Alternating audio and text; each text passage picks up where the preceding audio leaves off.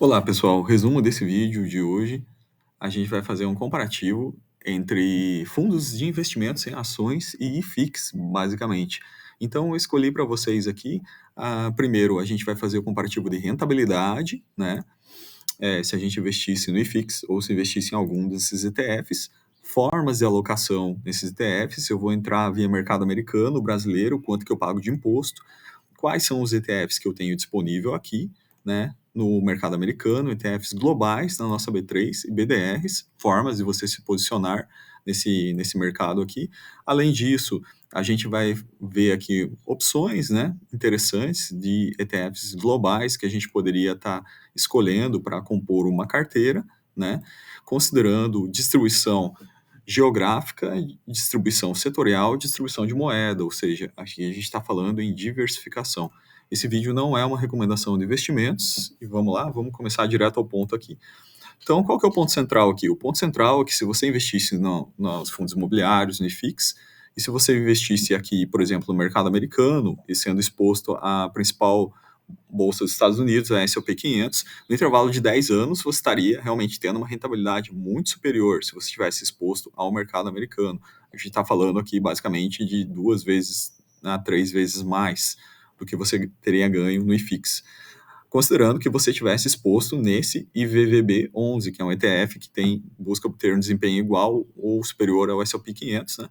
E ele praticamente pega essas empresas do S&P 500 e replica elas. Então, você teria realmente tido uma rentabilidade muito maior do que no fundo imobiliário. Avaliando aqui a parte de investimentos, como é que a gente pode aportar? Se eu fosse entrar nos Estados Unidos, claro, pode abrir conta numa corretora, investir diretamente no exterior, você tem acesso a todos os ETFs, né? Antigamente isso atualmente isso é isento até US$ 35.000, mas em janeiro de 2024 vai mudar e você vai ser tributado com essa tributação progressiva conforme o imposto de renda. Então, aqui você vai ter que pagar imposto mesmo investindo lá fora, nesses ETFs.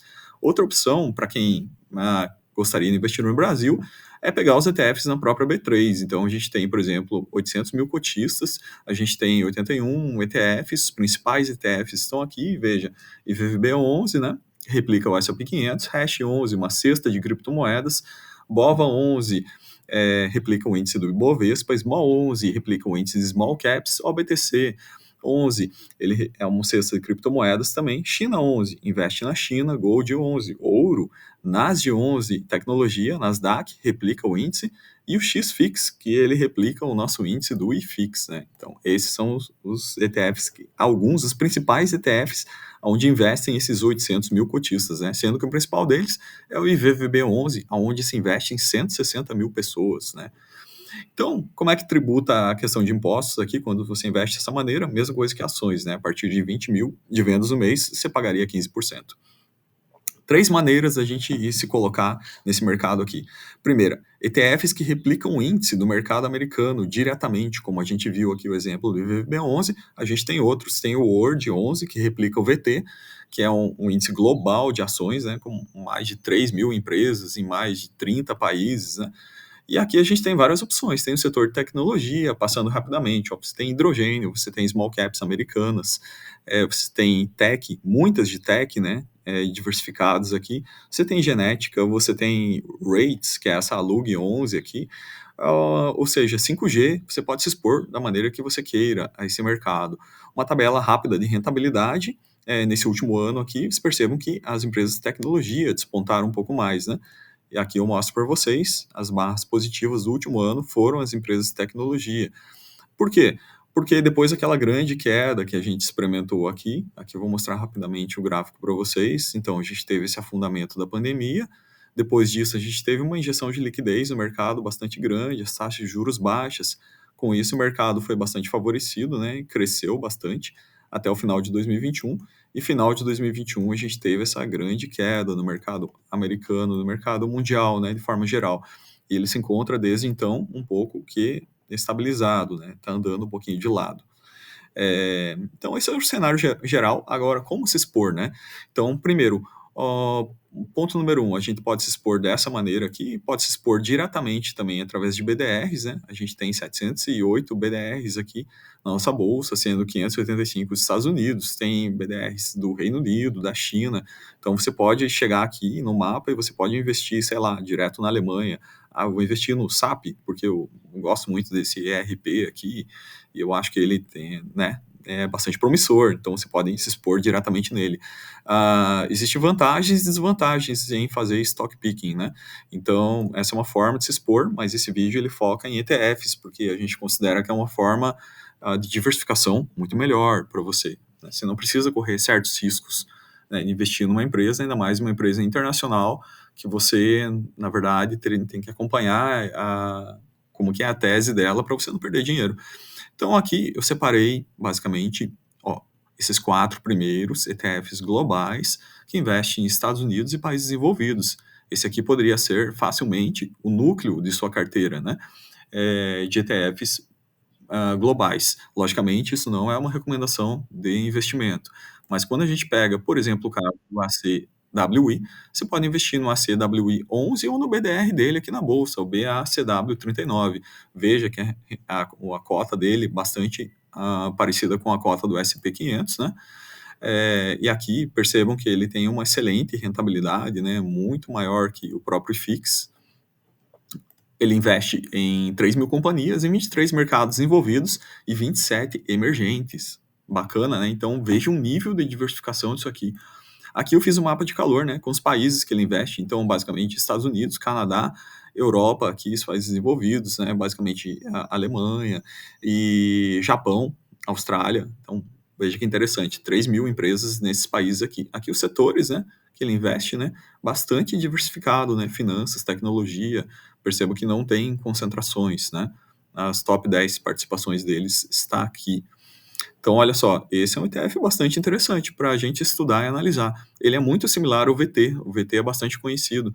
Esse ETF VT, ele também existe na nossa bolsa como o WRLD11, né? Comportamento também de cota muito parecido com o ACWI, rentabilidade muito parecido também, superando de longe o IFIX. E basicamente é a mesma coisa, né? Ele tem uma carteira muito ampla, né? Aqui a gente tem a carteira dele, né? A carteira dele é mais concentrada, na verdade, nos Estados Unidos, né? 60%, e distribuída no restante do mundo aqui. Então a diferença dele para o ACIW, a gente voltando aqui, ó, perceba que é muito pouca, né? Tipo assim, questão demográfica muito parecida. São ETFs bastante similares, né? Então, às vezes, não vale a pena ter os dois. Às vezes, vale a pena você estudar e definir um entre eles, né? Não é nenhuma recomendação. Aqui o mapa de distribuição dos países que ele investe, muito parecido com o anterior também. Então, vamos para o próximo. Esse aqui é interessante, o SMV. Ele investe em empresas de baixa volatilidade. Então, ele faz um filtro aqui e ele escolhe quais que têm a mínima volatilidade, né? Aqui está a cota dele e aqui está a rentabilidade dele. Uma rentabilidade bem interessante, né? Bem aproximando bem do S&P 500. Até melhor que os ETFs anteriores citados aqui. Vantagem dele, extremamente distribuído, né? Tanto em setorial quanto em empresas. Percebam que ele é muito mais distribuído do que os dois anteriores que a gente viu. E aqui a demografia dele, muito parecida, né? E aqui a gente tem, para fechar, 4 globais aqui, um ETF de crescimento, bastante parecido com os demais anteriores, basicamente, só que os ganhos dele são muito maiores, porque ele foca em empresas de potencial de crescimento, né? Ele foca em growth. E aqui percebam que ele tem maiores concentrações no setor de tecnologia também, né? Que são basicamente ações de crescimento.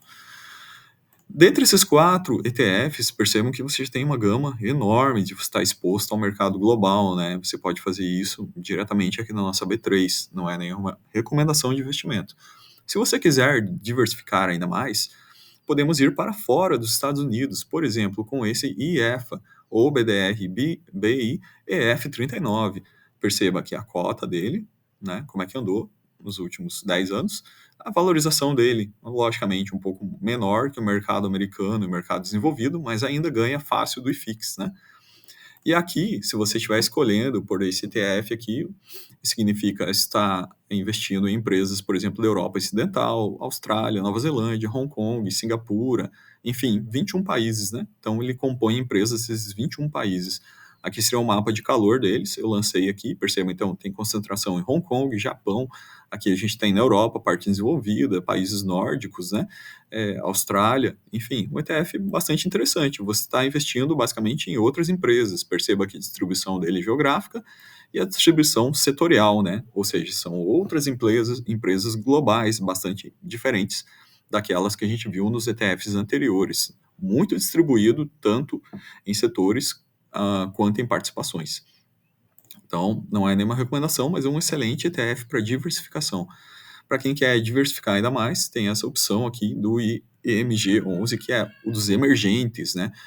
Você pode encontrar ele pelo BDR BI EM39. Então, vamos lá. Esse cara aqui, ele investe já em países em desenvolvimento, China, Brasil, Índia, Rússia e África do Sul, ou seja, nos chamados emergentes, né? Entre outros.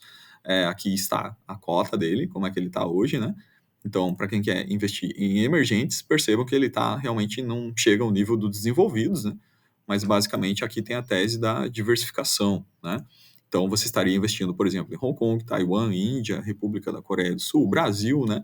A Arábia Saudita, enfim. Aqui está um mapa de calor, né, dos principais países que ele investe, né? Você percebe bastante Hong Kong, Singapura, Taiwan e Índia, né? Então, esses são os principais, né? Austrália, Brasil e assim por diante. Então, esse ETF, bastante interessante, né? Aqui, ó, Taiwan Semicondutores, aqui você tem Samsung, você tem as empresas que ele investe em nível mundial e a distribuição aqui por setores, tá? Então, perceba que se você fizesse uma composição entre esse, por exemplo, não é nenhuma recomendação, mas se você escolhesse somente 3 ETFs, a CWI, o EAFE e o IEMG, ou seja, primeiro, mercado global, segundo, mercados desenvolvidos fora dos Estados Unidos e Canadá, terceiro, mercados emergentes. Se você escolhesse esses 3 ETFs, né, e somasse eles e aportasse nos três, você estaria exposto basicamente com essa distribuição aqui. Basicamente, estaria exposto a grande parte das empresas do mundo, grande parte dos países onde existe um potencial interessante de ganhos, né? Então, esse vídeo, pessoal, era esse resumo para mostrar para vocês essa possibilidade. Claro, esse canal é bastante voltado a outros fundos, né? Basicamente, fundos de imobiliários, fundos de infra, fundos de agro, fundos de FIPE, mas a gente não pode fechar os olhos a esse mercado global, avaliar a possibilidade de estar exposto ao mercado, basicamente em outra moeda, né? Um mercado que você não tenha depreciação, por exemplo, do real, você pode estar compensando, você pode estar acompanhando seus investimentos de forma que eles sigam o aumento do dólar aqui, então, e você pode estar exposto ao crescimento mundial dessas empresas que foram apresentadas aqui. Isso tem realmente dado bons resultados ao longo das janelas de vários anos. Claro, novamente, você só tem que escolher bem o momento de entrada, né? Então, aqui, esse momento da pandemia, a gente teve um afundamento aqui, a gente teve no momento, na entrada, no começo de 2022, um bom ponto de entrada aqui, e hoje estamos nessa situação aqui. Logicamente, essa rentabilidade passada não é nenhuma garantia de rentabilidade futura, mas considerando que essas empresas, né, e ações de vários países performam de forma superior à renda fixa em um longo período de tempo, a gente pode sim esperar que isso continue crescendo, né? Isso não é nenhuma promessa, mas a gente estando exposto a esse mercado, a gente tem essa possibilidade de aumento de rentabilidade, né? Então, uma opção interessante para a gente compor a nossa carteira aí, escolher uma fração disso para a gente estar adicionando alguns ETFs desses à nossa carteira, seja via corretora no exterior ou seja via Brasil. Espero que vocês tenham gostado desse estudo. Esse é o canal Estudos em FIIs e desejo bons estudos a todos. Até mais.